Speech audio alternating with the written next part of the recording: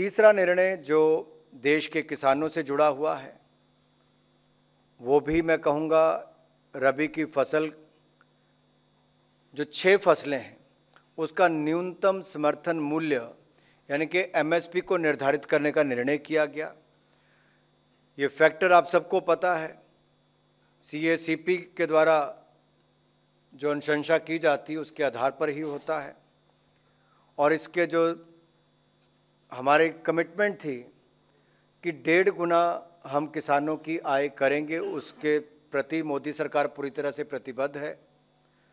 और अगर ये 6 फसलों का एक-एक करके मैं आपको बताऊं, तो पिछले वर्ष की तुलना में ये एमएसपी ज़्यादा है। और तिलहन और सरसों में जो एमएसपी है उसको 200 रुपये प्रति क्विंटल की वृद्धि की गई है। मसूर के लिए 425 रुपये की प्रति क्विंटल वृद्धि की गई है। गेहूं के लिए 150 रुपये प्रति क्विंटल की वृद्धि की गई है। और बारले के लिए 115 रुपये प्रति क्विंटल वृद्धि की है।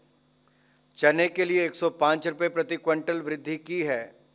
और सेफ्लॉर के लिए भी 150 रुपये प्रति क्विंटल वृद्धि की है। ये चार्ट शायद आपको और बेहतर बता सकें अगर आप देखेंगे कि कहां हम थे 2014 में और आज 2023-24 में हम कहां पहुंचे हैं। ये आंकड़े अपने आप में बहुत कुछ कहते हैं कि मोदी सरकार की प्रतिबद्धता किसान की आमदन को 1.5 गुना करने के लिए, और उसमें भी रबी की फसलों के लिए 6 फसलों के लिए एमएसपी आज घोषित किया जा रहा है।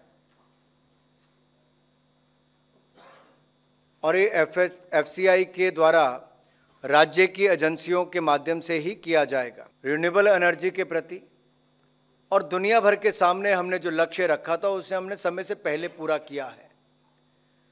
आपको याद होगा 15 अगस्त 2020 को प्रधानमंत्री मोदी जी ने लाल किले के प्राचीर से लद्दाख में 7.5 गीगावाट का सोलर पार्क स्थापित करने की घोषणा की थी। और ministry of power and renewable energy ने उस दिशा में 13 गीगावाट की रिन्यूएबल एनर्जी की क्षमता विकसित करने का एक प्लान बनाया। आज का जो निर्णय है कि जब वो सोलर पावर प्लांट बनेंगे, रिन्यूएबल एनर्जी से जुड़े हुए जितने भी वहां पे क्षमता खड़ी होती है, उसके लिए इवैक्यूएशन यानी कि ट्रांसमिशन लाइन बहुत इंपॉर्टेंट है।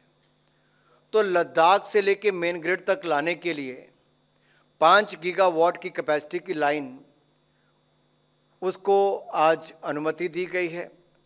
और उसकी अनुमोदित लागत 20,773 करोड़ रुपए है। 20,773.70 करोड़ रुपए 5 गीगावाट की कैपेसिटी लाइन की लागत होगी। लद्दाख से हरियाणा के कैथल तक आएगी।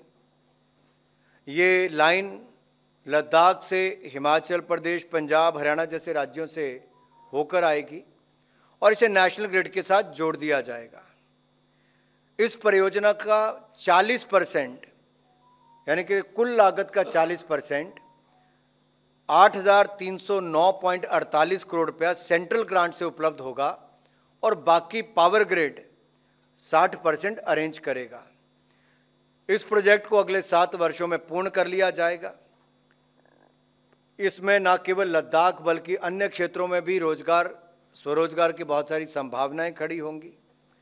और भारत ने जो अपना 500 गीगावाट का रिन्यूएबल एनर्जी का लक्ष्य 2030 का रखा है, हम उसको भी समय से पहले पूरा करेंगे। और 13 गीगावाट की क्षमता, उस दिशा में भी हमारा योगदान, एक बड़ा उसका योगदान होगा।